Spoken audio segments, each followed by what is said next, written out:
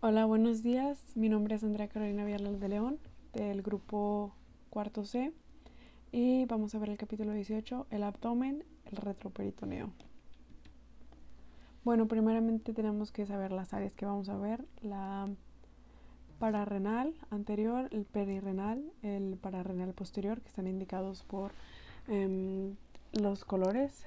La pararrenal anterior, que está indicado con el color verde, el perirrenal, que está indicado con el color rojo, y el pararrenal posterior, que está indicado con el color azul. Igualmente en la imagen de abajo se puede ver pues las fascias, pero nos interesamos más la, en los espacios renales, ¿verdad?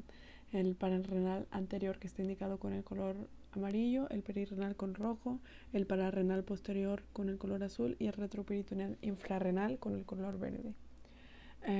Igualmente, pues en los incisos A, B, C y D, pues podemos ver cada uno de estos espacios. Se agregó el D, que es el compartimiento del psoas, y las líneas de Meyer son líneas de fusión de capas de la fascia renal, y pues son colecciones líquidas extraperitoneales, que se puede ver con las colecciones líquidas extraperitoneales. Aquí podemos ver también en la figura 18.1 esquemas axial y lateral de los espacios retroperitoneales. El espacio pararrenal anterior, en claro, contiene el páncreas, parte del duodeno, así como el colon ascendente y el descendente. El espacio perirrenal, que es punteado, está limitado por fascias de Gerota y contiene los riñones, así como las glándulas adrenales y los vasos prevertebrales. El espacio pararrenal posterior, que está en blanco, es un espacio virtual limitado por delante de la fascia renal posterior y pues contiene fundamentalmente la grasa. Aquí también el compartimiento del psoas. Estamos viendo que debajo, a los costados de la columna, se puede ver el músculo psoas. En esta imagen se ve con un absceso, pero nos queremos centrar en la localización del músculo psoas. En el corte axial, pues ahí se ve indicado el músculo psoas, la fascia renal posterior, la fascia renal anterior y el peritoneo parietal posterior. La anatomía del espacio de psoas en un enfermo con abscesos por enfermedad de Pott, pues ambos riñones indicados con la letra K presentan grado de uropatía obstructiva, un cierto grado de ella. El riñón izquierdo está elevado, como puede verse en la reconstrucción coronal, y la destrucción vertebral con afectación de dos vértebras contiguas es claramente visible, que está indicado por las flechas. El absceso de psoas izquierdo es evidente, que esto está indicado con la letra A, mientras que el psoas derecho presenta un pequeño absceso en la parte superior, que este está indicado con las flechas cortas, y en la reconstrucción se ve su forma habitual, que es con la letra P, que es la normal, que está descendiendo hacia la pelvis. Las técnicas de examen, pues el abdomen simple, pues esta es una pieza fundamental para el diagnóstico de las lesiones extraperitoneales.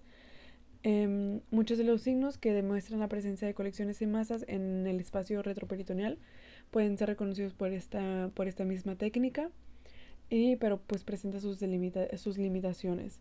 En las radiografías seriadas laterales del abdomen, la migración anterior de la aorta, que esta es detectable si contiene calcio, pueden ser signo de un tumor abdominal. También pues el desplazamiento medial del borde lateral del hígado, que este sería el signo de Helmer. Esto es considerado típico de las colecciones líquidas intraperitoneales, y esta también puede verse por colecciones extraperitoneales. Ah, bueno, y aquí estamos viendo calcificaciones peritumorales. En la B vemos un riñón derecho desplazado, mal rotado, el uréter derecho desplazado y medialización uretral derecha con el C.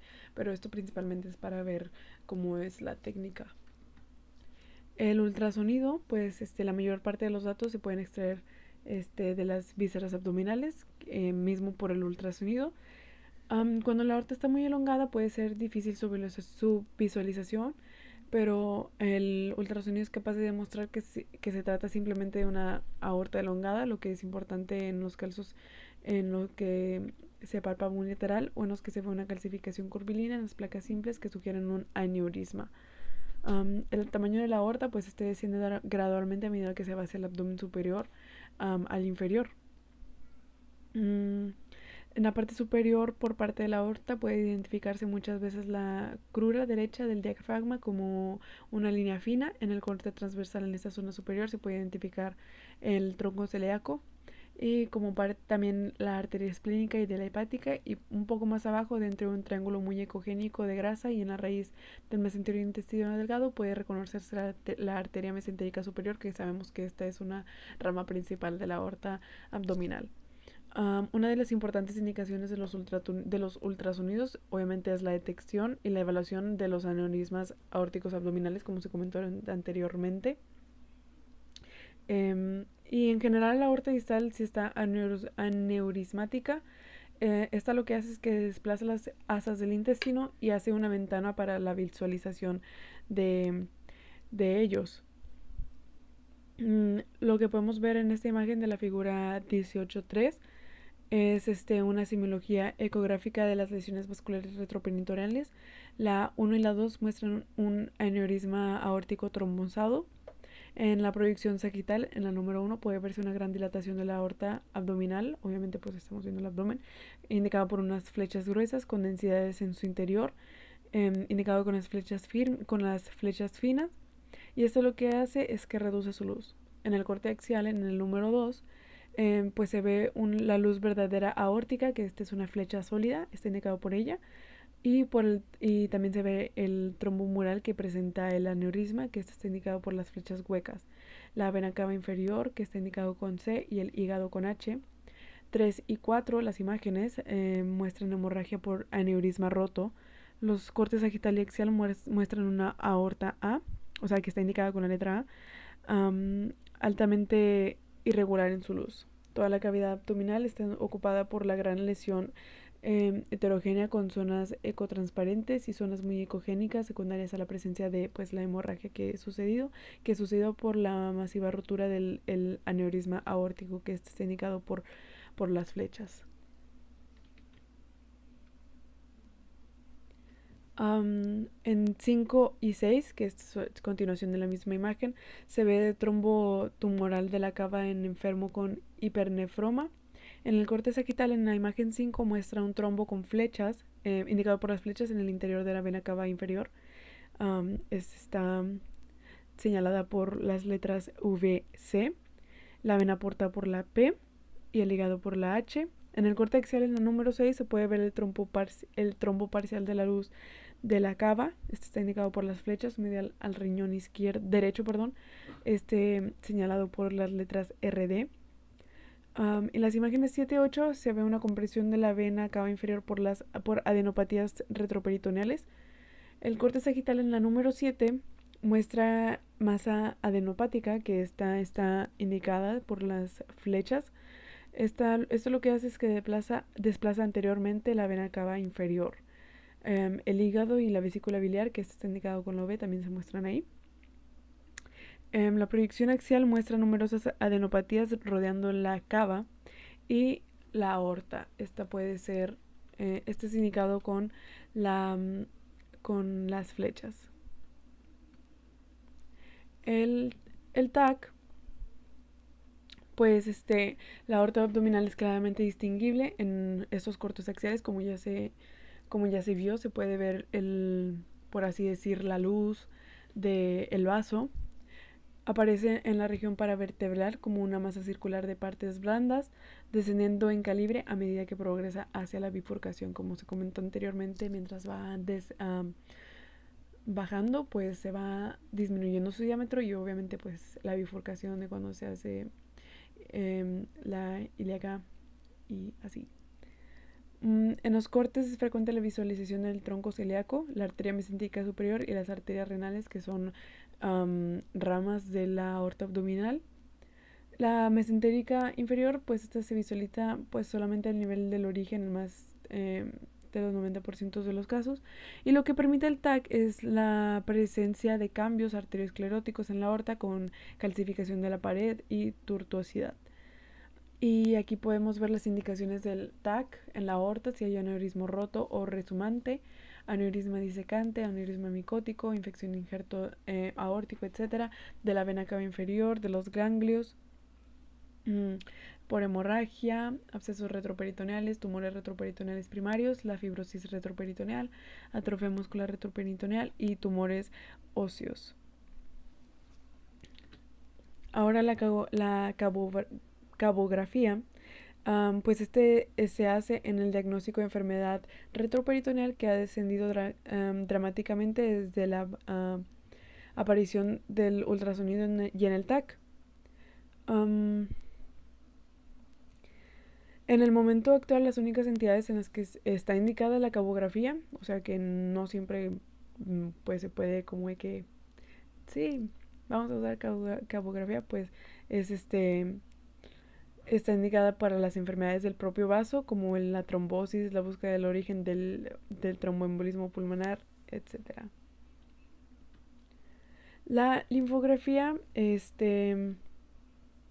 lo que hace son las indicaciones fundamentales de la linfografía son las siguientes, que es pues la detección de metástasis en los ganglios subdiafragmáticos, la detección de recidivas. Como guía quirúrgica también puede funcionar la determinación de los cambios de radiación y como guía para biopsia de aspiración percutánea.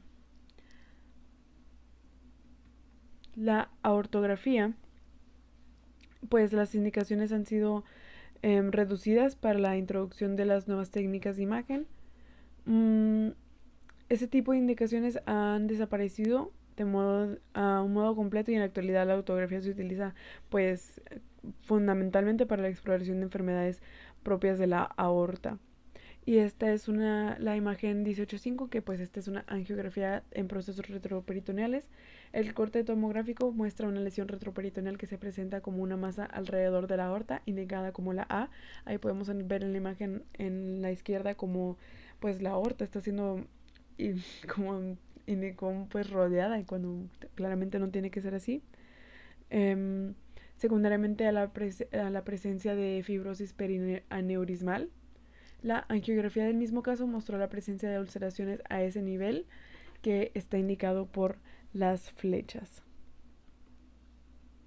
Ahora pues la semiología general, la presencia de líquido en el espacio pararrenal anterior. En la figura 18.6 pues se ve una pancreatitis severa, que la pancreatitis es muy frecuente y la perforación duodenal es un poco menos frecuente que la pancreatitis. Comentando sobre la figura 18.6, la semiología del espacio pararrenal anterior, que es el que estamos viendo.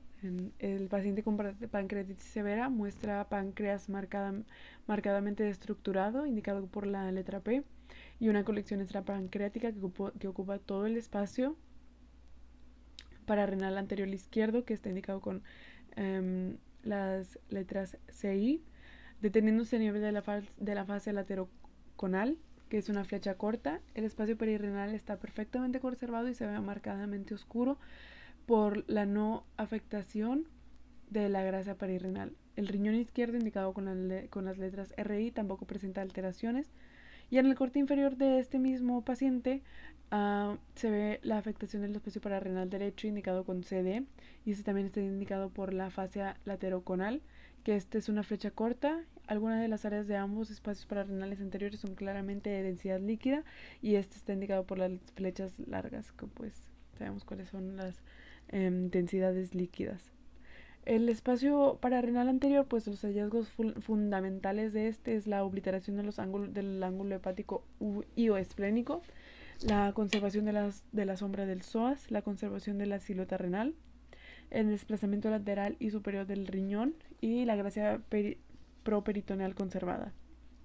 Las causas de las colecciones líquidas es la pancreatitis aguda, la perforación duodenal, el hematoma retroduodenal, la hemorragia de la arteria hepática o la esplénica o hemorragia espontánea. El espacio pararrenal anterior, pues los abscesos en el órgano se ven del duodeno, colon, páncreas, estómago, apéndice, vías biliares, y el riñón. Pues la causa será la úlcera o trauma en el duodeno la diverticulitis, carcinoma, actimicosis, amebiasis, un cuerpo extraño o trauma en el colon, y pancreatitis aguda, trauma o carcinoma en el páncreas, la úlcera, carcinoma, trauma en el estómago, en el apéndice, el apendicitis, vías biliares pues pueden ser por trauma o tumores, en el ilion, ileitis regional, ileitis por radiación, y en el riñón por tuberculosis. El espacio perirrenal está definido por la fascia renal, que ésta se distiende y hace una imagen en forma de un gran cuadrilátero junto con un borde inferior convexo, y este es a nivel de la cresta ilíaca. Lo que hace el TAC es que confirma el líquido, el límite y su extensión, por así decir, por su infiltración. Y aquí igualmente se puso un esquema de donde se puede encontrar el espacio perirrenal. La afectación, las causas de las colecciones líquidas y sólidas afectando este espacio, pues puede ser el absceso, un urinoma, un hematoma, invasión neoplásica, sarcomas, lesiones suprarrenales, etc. Y los hallazgos radiológicos que se deben encontrar en esto es la pérdida de la definición de la parte inferior de la silueta renal, un desplazamiento y a veces rotación axial del riñón, o sea que no se va a encontrar en la posición habitual ni tampoco, por así decir, del mismo lado. Pérdida del segmento superior del psoas, o sea que no se va a ver correctamente. Una compresión extrínseca de la pelvis renal y uréter proximal. Fijación del uréter y riñón en radiografías o ultrasonido con respiración. Extravasación en el espacio perirrenal. Estudios con contraste. Desplazamiento de asas intestinales contiguas. Infiltración de la banda del flanco. Y otros signos secundarios pues es la escoliosis y la restricción de la movilidad diafragmática y cambios basales pulmonares. En la figura 18.7 pues se ve la semiología del espacio perirrenal. En la imagen 1 se ve radiografía simple mostrando desaparición de la parte posterior de la silueta renal derecha, indicado con la letra R. Y la visualización del músculo psoas solamente en su parte inferior, como se indicó anteriormente, en sus hallazgos radiológicos, pues se pierde la parte superior. Eso está indicado por las flechas. Y en la imagen 2, el TAC muestra un hematoma subescapular importante, que este está indicado con las flechas gruesas. Los hallazgos radiológicos, pues la visualización de la cápsula renal desplazada también, la visualización del contenido líquido, el desplazamiento de arterias capsulares y alteraciones de estructura y función del sistema recolector renal. En esta imagen pues podemos ver la semiología de los hematomas subcapsulares y perirrenales, cómo estos pueden afectar la forma, la anatomía, la normalidad de cómo se encuentra el riñón y su cápsula. En el esquema del riñón con su arteria capsular y las fascias renales, la imagen A señala la posición normal de la cápsula renal, de las arterias capsulares y de la fascia renal. La imagen B corresponde a un hematoma perirenal en el que la masa produce un desplazamiento uniforme de la arteria capsular y de la propia fascia renal en la superficie importante. En la imagen C, que es la que se puede ver un poco más claro la abnormalidad, se puede ver cómo los hematomas capsulares producen un desplazamiento más limitado conformándose al tamaño del propio hematoma. O sea, poniéndolo cómodo. El espacio pararenal posterior, pues las colecciones son paralelas al psoas y desplazan polo renal lateral anteriormente y hacia arriba. Los signos radiológicos son la obliteración de la mitad inferior del psoas, la obliteración de grasa properitoneal y la conservación de la silueta renal. O sea, todavía esa queda. Puede ser por hemorragia, por infección o extravasación linfática. En la imagen 18.8 se ve la semiología del espacio pararenal posterior. Es con un paciente con pancreatitis hemorrágica que muestra un páncreas marcadamente alterado, indicado con la letra P, junto con cálculos de la vesícula biliar, que está indicado con la letra C. El riñón derecho, RD, está desplazado hacia adelante por una colección líquida. Esta está indicada con las flechas cortas, como se comentó anteriormente, pues hacia adelante, anteriormente el riñón son separados, desplazados. y lo que hace es que ocupa el espacio pararrenal posterior y desciende marcadamente en el abdomen aumentando el tamaño. La colección borra el margen externo del psoas derecho, que está indicado con las flechas largas, y el hígado está indicado con la letra H. La hemorragia retroperitoneal en el espacio pararrenal posterior, pues la hemorragia puede ser por diátesis hemorrágica o anticoagulantes, puede ser también por la rotura de aneurismas aórticos, traumatismos con fractura de costillas, etc. Igualmente ahí se ve las causas: hemofilia, fractura de pelvis, columna, costillas, pancreatitis, ortografía translumbar.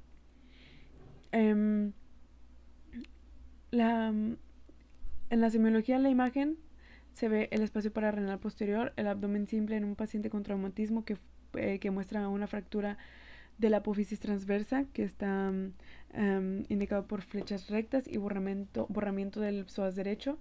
El psoas izquierdo, que está indicado con flechas curvas, es claramente visible, y la figura del renal derecha, pues esta se conserva aún. En el espacio del psoas, pues es frecuente en los hallazgos radiológicos la asimetría en el tamaño, la densidad, bordes irregulares y áreas de densidad disminuida por necrosis o colecciones líquidas. Los abscesos tienen realce con contraste, y el drenaje controlado pues puede tratarse con el ultrasonido o TAC. Las causas de la afectación pueden ser las inflamatorias, ya sea absceso o miositis sin absceso, hemorragia, tumores, variante anatómica, puede ser hipertrofia o atrofia porque pues sigue siendo un músculo, bursitis y iliopsoas. Y aquí podemos ver un TAC en absceso de psoas en paciente con infección urinaria. El absceso, que está grande, obviamente, pues está indicado con A, asciende hasta el nivel del hígado, introduciéndose en la pared costal, y indicado con la letra C. El riñón derecho, indicado con RD, está desplazado marcadamente hacia adelante. El absceso contiene aire, que está indicado con una flecha corta, y es visible hasta la pelvis menor, altura de la vejiga urinaria, indicada con V. La reconstrucción coronal mostrada en la última imagen identifica bien la colección líquida a lo largo del todo el psoas derecho, mientras que el izquierdo tiene unas características normales. O sea, obviamente si tiene que ver todas estas los hallazgos radiológicos o alguno de ellos, obviamente cuando estás viendo cualquiera de estas anormalidades que causan la afectación, ¿verdad? Ok, entrando a presencia de aire, puede ser por perforación rectal, ya sea por la salida de gas a ambos lados de los tejidos extraperitoneales. La perforación del colon sigmoides, este gas puede entrar a espacios pararrenales anteriores y posteriores. Obviamente el gas pues lo que hace es subir. Puede ser frecuentemente por absceso iatrogénico, perforación gastrointestinal o trauma. En la figura 1811 se ve rotura cólica por diverticulitis aguda. La extravasación del contraste EX se dirige hacia la zona interior del abdomen, apreciándose desaparición de la sombra del psoas. Y también existe gas extraperitoneal lateral a todo el colon ascendente, que se puede ver por las flechas, y se visualizan numerosos divertículos en la región del sigmoides. Las masas retroperitoneales, pues los tumores pueden ser detectados como masas palpables. Los hallazgos radiológicos en una radiológicamente simple, pues es una masa que puede desplazar estructuras visibles del abdomen. Obviamente, como sigue siendo una masa, pues esto lo que hace pues es como si estuvieras jugando canicas, que una choca con la otra, pues que las mueve, ¿no? Lo que hace pues es que puede borrar siluetas renales o del psoas, producir destrucción de pelvis o de la columna, y las asas del intestino delgado pueden ser desplazadas por estas mismas masas. Podemos ver un liposarcoma retroperitoneal en la figura 1812, donde se ve un tumor grande con densidades mixtas, algunas grasas, otras semisólidas, otras con calcio, etc. Y el riñón derecho está rechazado hacia atrás, el riñón izquierdo está hacia enfrente, está desplazado desde su fosa hasta situarse anterior y a la derecha en la línea media. La aorta está discretamente desplazada, los cuerpos vertebrales también muestran una inclinación hacia la derecha y el ilion terminal está rechazado por la masa. Los tumores retroperitoneales de los niños, los frecuentes pues es el tumor de Wilms, el neuroblastoma, teratoma y el linfoma. El tumor de Wilms, si no me equivoco, este se encuentra usualmente en los riñones. Los menos frecuentes, los benignos, los malignos, que los benignos es el fetus infeto, el quemodectoma, linfagioma, el xantogranuloma. Los malignos son rhabdomiosarcoma y otros sarcomas. En adultos, pues los tumores malignos y los benignos. Los malignos son el linfoma, el liposarcoma y otros sarcomas. Pues sabemos que los malignos se identifican con sarcoma y pues metástasis también. Los tumores benignos por fibroma, lipoma y teratoma. La fibrosis retroperitoneal pues es la proliferación del tejido fibroso y este es posterior a la cavidad abdominal. Los riesgos radiológicos que se pueden encontrar en la simple es la pérdida de las siluetas del psoas y los renales. En la urografía intravenosa se ve retraso de eliminación con hidronefrosis bilateral y dilatación de los uréteres y esto lo que hace es pues obstrucción. En la venografía se ve afectación de venas ilíacas o vena cava con obstrucción y flujo colateral. En la ultrasonografía, masa retroperitoneal sin distinguirse a otras más. Y en la tomografía computarizada, pues las masas en partes blandas y borramiento y desplazamiento de aorta y vena cava inferior. En la figura 18.13 se ve una fibrosis retroperitoneal idiopática. Y pues se muestra a las 2 horas de la inyección del contraste. Se ve obstrucción ureteral que se sitúa en la región retroperitoneal. El TAC pues muestra una masa retroperitoneal central situada entre ambos músculos psoas y produce uropatía obstructiva. Las causas de compresión extrínseca bilateral de los uréteres pues puede ser invasión neoplásica, puede ser en el cervix, en la vejiga, rectosigmoides. La metástasis al uréter puede ser mama, pulmón, estómago, colon, próstata, ovario o linfoma. La inflamación por endometriosis, la diverticulitis, enteritis regional, tuberculosis y neofibromatosis periureteral. En la figura 18.14 se ve dilatación bilateral de los uréteres en recidiva de carcinoma del recto. La invasión retroperitoneal produce medialización del extremo de los uréteres a nivel promontorio sacro, obstruyendo ambos. Y ahí se puede ver indicado con las flechas como tienen